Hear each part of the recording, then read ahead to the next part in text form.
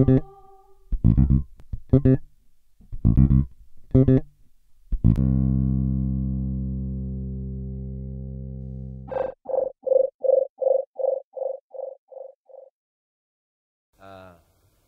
està? Ja està. Soc Marcelí Antúnez, com us ha explicat la Patrícia, soc de Moià, un petit poble en el Prepirineu català. Soc artista, la meva carrera abarca un arc de més o menys 35 anys. Vaig dedicar els primers passos en l'art estudiant Belles Arts, soc llicenciat per la Universitat de Barcelona i des de molt aviat em vaig preocupar per l'art d'acció i per treballar amb col·lectius. De tal manera que en els anys 80 del segle XX vaig constituir diferents agrupacions o col·lectius, d'entre els que destaca la Fura dels Baus i Los Rinos. Amb la Fura dels Baus vaig estar 10 anys treballant com a músic, com a actuant i també com a coordinador artístic. I amb ells, amb els meus excompanys, vàrem produir Accions a l'any 1984, Sudosud a l'any 1985 i Tiermont a l'any 1988. A principis dels 90 vaig decidir començar la meva vida com a artista individual. Vaig provar moltíssimes coses, però a l'any 92, i gràcies a la col·laboració de Sergi Jordà, vaig produir una peça que seria reveladora dins de la meva carrera, Joan, l'home de carn. Joan, l'home de carn és un robot interactiu que està fabricat amb pell de porc i que té la capacitat d'interactuar amb el públic gràcies a la seva veu, de tal manera que quan el públic parla amb Joan, Joan es mou. Això per mi va ser revelador, com us deia, perquè em va mostrar que hi havia una altra possibilitat per gestionar la complexitat. La complexitat, una cosa que envolta la majoria de les metodologies artístiques i especialment a l'art d'acció, tenia una nova forma a principis dels anys 90 de ser gestionada, la computació. La gestió computacional. Amb Joan construíem el primer interactiu, la primera peça que no només oferia un moviment, un aspecte més o menys robòtic, un cert aspecte autòmata, sinó que oferia la possibilitat que el públic es relacionés amb ell i per tant obria un àmbit relacional interessantíssim. Va ser doncs l'any 1994 que vaig produir la peça Epizó. Epizó és una acció en la que jo porto un exoesquelet metàl·lic i que el públic a través del ratolí i d'un petit videojoc pot interactuar sobre algunes parts del meu cos. Així em mou les natges, els pectorals, les comissures de la boca i el nas. Aquesta va ser una peça importantíssima. Va caure com un cop de destral en el teixit de les arts visuals i de nou vaig començar a viatjar, tal com havia fet en els anys 80, arreu del món, presentant el meu treball. I Epizó significa també un fet important.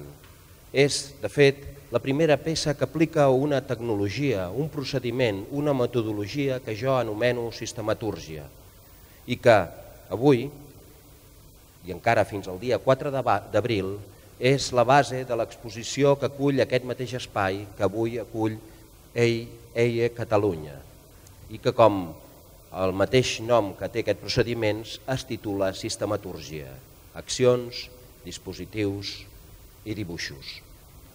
He subtitulat aquesta exposició amb aquests elements perquè efectivament el treball d'acció que comporta, com ja comentava, exoesquelets, robots, dispositius corporals per controlar la gestió computacional i finalment per actuar sobre projeccions, llum, també robots, etc., és el que mostra aquesta exposició. És una cosa complexa. Hi ha una part de processos, una part en la que podeu veure gairebé un centenar de dibuixos que mostren aquestes idees que prenen forma a través del dibuix i que finalment acabaran sent un vídeo interactiu, una animació interactiva o, qui sap, i per què no, un robot. La segona part de l'exposició mostra un gran espai, una gran capella en la que hi ha gairebé una vintena de dispositius receptors i dispositius actuadors. Entenem per dispositius receptors les interfícies. Per tant, hi podem veure 3 exoesquelets que serveixen per actuar sobre el món, hi podem veure un camp, hi podem veure un dresqueleton de natura tova que anomenem fambrana, però també podem veure robots, és a dir, dispositius actuadors. Així veurem la Lopa, la Serpe, la Java, en Cervosatan, veurem 3 robots musicals, podrem veure en Requiem o podrem veure l'exoesquelet de satèl·lits obscens. Aquesta és la primera vegada que recullo aquests elements que han format part de totes aquestes accions que des d'Epizó fins avui han acompanyat la meva carrera i és per tant la primera vegada que poden ser vistes amb aquest concepte, diguem-ne, espectacular, instal·latiu, que permet una visió nova i renovada d'aquests dispositius. Per últim, l'exposició conté un àmbit important, importantíssim, és l'àmbit de la interacció. És l'àmbit que reuneix fins a, si no recordo malament, 8 o 9 instal·lacions interactives que us permeten a vosaltres, si esteu a l'exposició, d'interactuar i de conèixer de quina manera, quina és la natura d'aquesta interactivitat. Així doncs, podrem veure un stop motion amb 3 durades diferents que es titula DMD Europa. Podreu abraçar-vos a una columna sensible o un tronc de fusta, per cert, una de les instal·lacions més celebrades, que gemega, riu, plora i també s'excita, és l'Alfabeto. Podreu veure, com us deia, el Joan l'home de carn i podreu descobrir 5 capelles, cada una de les quals proposa un document d'aquests treballs performàntics d'aquestes accions, és a dir, Afàsia 1998, Pol 2002, Pseudo 2012, Protomembrana 2006 i Hipermembrana 2007, podem veure uns documents d'aquestes 5 performances i a la vegada interactuar amb elles a través de dispositius com la Human Machine, l'insultador, les postals del Conde, la Fambraneta o l'Onomatopeion. Aquesta exposició es conclou també amb un espai de documentació, que ja veig que s'ha acabat, un espai de documentació que conté el dibuixant i altres materials. Moltes gràcies. Ara, sí, clar, ara comencem els altres 6 minuts. I ara m'agradaria preguntar-te, perquè ens has explicat molt bé aquest univers teu que és meravellós, però has dit, quan hem parlat abans, que tu creus que l'ADN d'un artista o d'un grup es desenvolupa en la seva infantesa. Quines coses de la teva infantesa han sigut les coses més importants que han contribuït al que ets avui com a artista? Bueno, jo sóc un tio de poble, no? Aleshores, jo penso que aquesta és una categoria mal entesa i de vegades inclús despreciada, però a la vegada és una categoria que per la seva condició antropològica et connecta amb la naturalesa i et permet estar, diguem, en contacte amb un seguit de coses que probablement el teixit urbà no dona.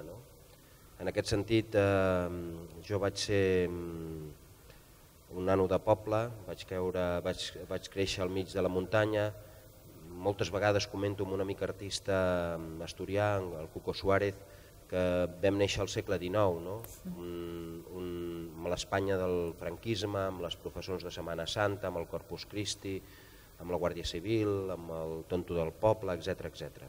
Però a part d'aquest context social, un context social on el món queda, diguem, reduït als límits del teu poble i a la vegada això ho fa petit però també molt gran, la meva experiència familiar va ser una experiència particular. Soc fill de negociants, de ramaders i també de carnissers. Per tant, la meva cosmovisió que s'ha escrit en aquest llibre de la infància porta inscrita aquesta idea de veure néixer i morir com un fet quotidià, constant. Un fet que no sempre és agradable, vull dir, és un fet traumàtic, gairebé en els dos extrems. però que a la vegada dona una dimensió profunda del que significa la vida. M'has dit també ara que has crescut en el context del franquisme, on les llibertats estaven limitades. Jo he vist quan he visitat la teva exposició i també assistit a la teva performance que a ti t'agrada d'alguna manera, o jo he percebit, transgredir la norma o accedir a l'espai més al borde del que es permet. Bueno, nosaltres, la meva generació va ser una generació que va viure jo tenia 15 anys quan va morir el dictador, aleshores 14 o 15 anys, aleshores em va tocar viure la infància i la primera adolescència en aquesta situació, ho vivia molt de prop, ho vivia pel que va significar pels meus pares, el meu pare va estar a la Guerra Civil lluitant per la República, etc. Tot això estava present a casa, en el context familiar, era una cosa més que no se'n podia parlar, estava prohibit, i efectivament en la segona meitat dels anys 70 va créixer especialment a Catalunya i en aquesta ciutat, a Barcelona, un desig de llibertat inenarrable. Va ser precisament els anys que jo vaig començar a estudiar Belles Arts i també va ser els anys, l'any 79, en el que vam fer la Fura dels Baus. Per tant, jo crec que aquest impuls, aquesta necessitat de llibertat ens va portar a explorar els extrems. I aquesta ha estat una mica, en certa mesura, el que podria justificar que de vegades alguns dels meus treballs treballin, voregin aquestes fronteres i que puguin provocar un cert desassossec, en castellà desasosiego, d'incomodar. Però no totes les obres són així, perquè dins d'aquesta voluntat o aquesta aproximació a elements molt cruents, de vegades aquests mateixos elements són tamitzats i portats cap al seu contrari, que és precisament el món de la fantasia, que és un món que es nodreix d'aquestes coses també. Per tant, en el meu treball es donen elements molt crus, però també elements refinats o fantàstics que conviuen en tot el que és la constitució d'aquest, com tu deies, univers. Una altra cosa que he sentit en la teva performance és que tu has creat un univers, tu crees un univers que és el teu univers.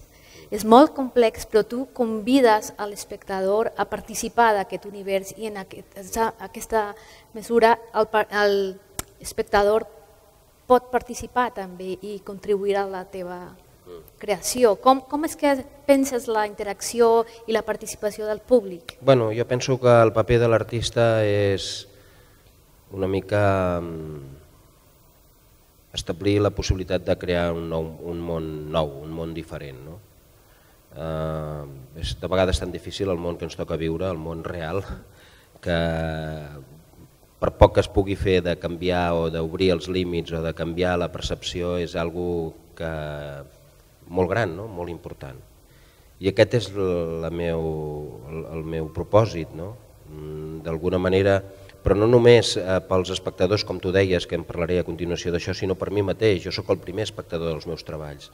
Per tant, aquest univers significa anar assimilant, anar obrint, anar apoderant-se d'elements que desconec per fer-los meus i per portar-los al meu terreny i a la vegada per demostrar que és possible anar en aquests mons i anar fins a la llera d'aquests rius i saber que existeixen i que allà hi poden passar coses.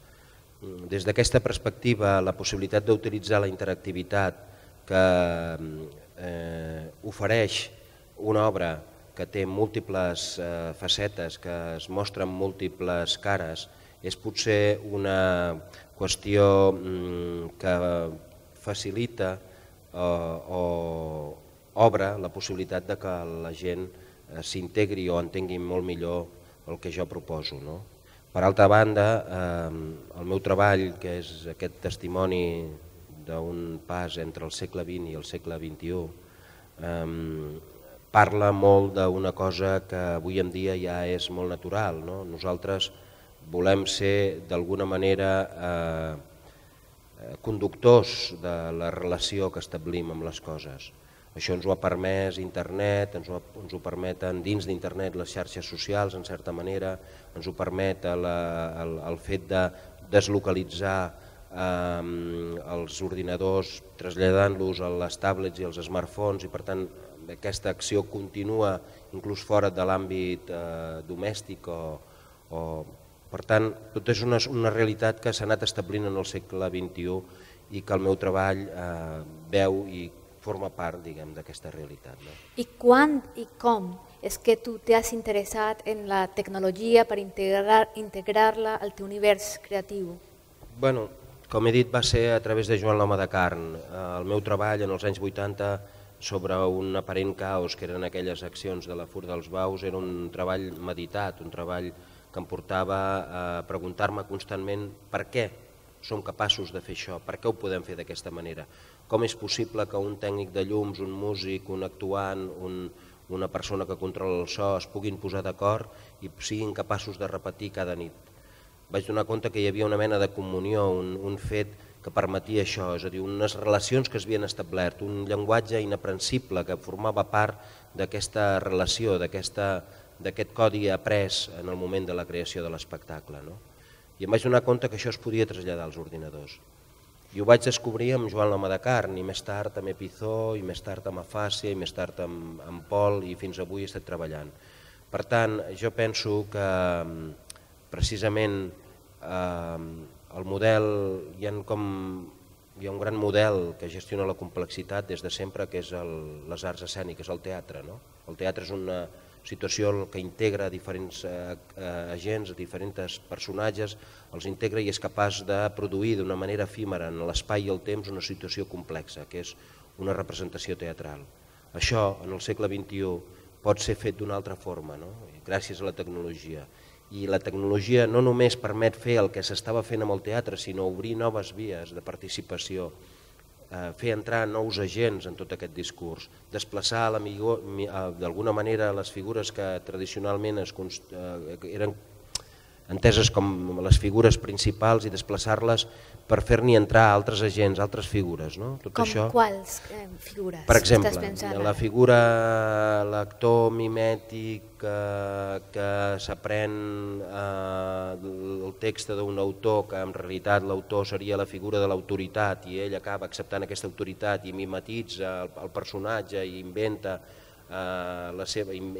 camufla les seves emocions per portar endavant aquesta obra de teatre, pot ser substituït per un actuant que coneix molt bé altres mitjans com el cinema interactiu, com la robòtica, com la música interactiva, i construir amb aquests elements un nou discurs o un nou llenguatge. Aleshores, probablement ni un ni l'altre seran substitutius de res, però evidentment s'obre una nova possibilitat.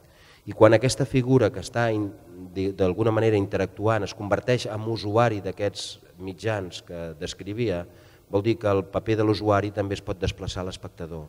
Per tant, s'obre un potencial nou en aquesta relació amb l'obra. És a dir, aquesta relació moltes vegades servil de l'espectador que està veient una cosa, ojo, que això pot estar molt bé, no ho nego, i l'altra que sí, la jerarquia que es produeix d'un que està a un escenari i l'altre que l'escolta, que això jo no ho nego i de fet ho faig amb alguns dels meus treballs, pot ser superat en el moment que l'espectador entra i s'integra. És a dir, que a partir hi ha un nou camp vastíssim que afecta el llenguatge, a la creació i a la relació entre els usuaris, espectadors o mediadors o actuants i l'obra. I que dona un protagonisme major també al que rebre l'acció artística. La jerarquització que tu estàs mencionant de... No s'ha embossat el rellotge? Sí, estàs al segon rellotge. Està funcionant? Perquè ara sí està funcionant, jo estic atent al rellotge. Aquest. Perquè no, hi ha preguntes dels internautes també, jo estic aquí intentant escoltar-te i escoltar les preguntes dels internautes i hi ha una persona que està preguntant de com ha sigut el procés de creació de la Fura dels Baus. Bueno, molt fàcil. Teníem 19 anys, jo estava estudiant a Barcelona, vivia en aquest moment on les Rambles semblava que podia ser el paraís, no ho era ben bé però s'hi assemblava.